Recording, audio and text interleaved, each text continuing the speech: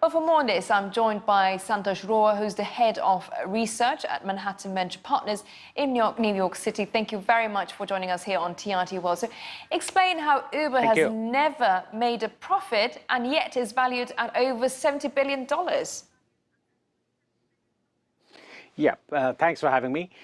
Well, Uber and Lyft are about the future, about the transformation that we are expecting in transportation. So transportation as a service is going to take hold in the next, we don't know, maybe 5-10 years, but it's getting there. So these two companies are of the future. They're disrupting a very well-entrenched business, which is the taxi and the regular services. So I think the losses were understandable. They had to make the market. They're changing patterns, so that takes a while. So it's totally understandable that they spend, plus they're spending on autonomous cars. There are a number of reasons for the losses, but we have to look ahead, and the ahead is where everything's going to happen, and transportation as a service will take hold. So the bet on this technology is: do you believe that the future is transportation as a service? If you don't, you're a bear. If you do, you're a bull. That's a simple explanation. So, Santosh, how have recent protests impacted the company's financial performance?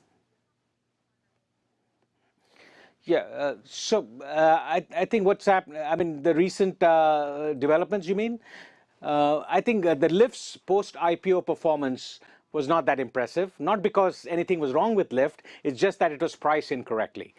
We always thought that close to $60 was the right price, around 20 billion valuation. So they went overboard, which is fine. It's a liquidity event. They got as much money as they could out of the market. But I think overall, I think this is where they should be, around 60.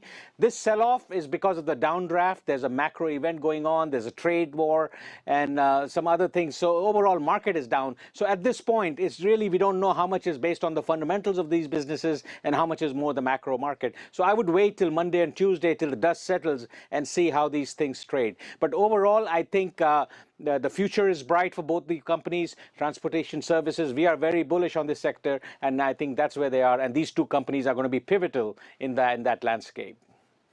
So your advice for those considering investing in the transportation sector? Yes. So essentially, investors have to look at two things. They have a choice.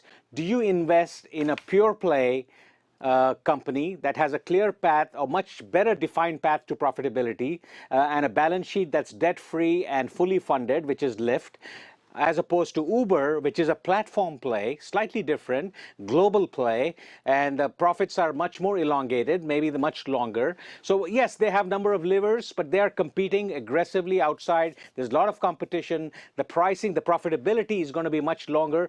Lyft is going to reach there much sooner, and the autonomous strategy for Lyft is much faster. So you have these two choices. Do you invest in a pure play with a defined path to profitability, or do you invest in a global play that is good on the face of it, but may not reach profitability for much longer? Well, that's all the time we have. Thank you very much for joining us here on TRT World, Santosh Rao.